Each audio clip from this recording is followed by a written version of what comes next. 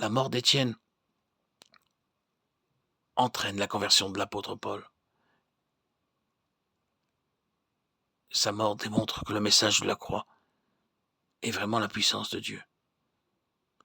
Inspiré par le Saint-Esprit, annoncé avec l'esprit de la croix, il produit aussitôt dans d'autres âmes les fruits de la croix.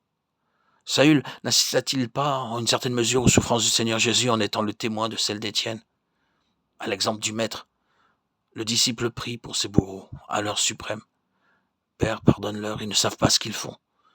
Il nous est permis de croire que ce fut alors que le premier rayon de lumière transperça le cœur du pharisien.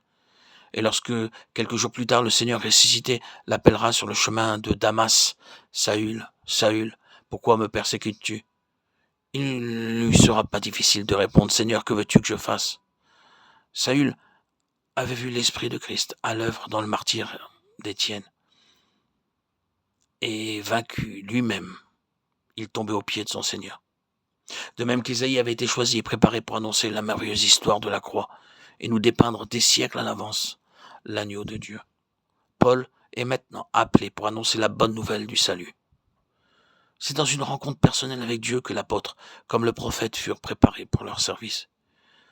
Ils se virent alors tels qu'ils étaient au regard de celui qui est la sainteté parfaite.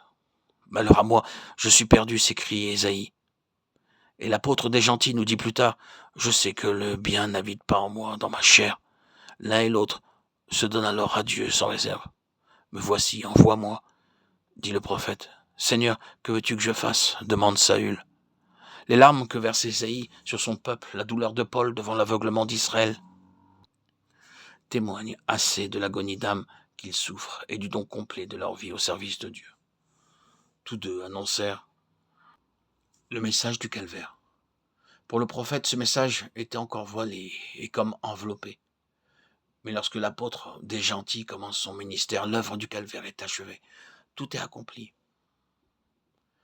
C'est l'Esprit de Christ lui-même qui inspire les deux serviteurs.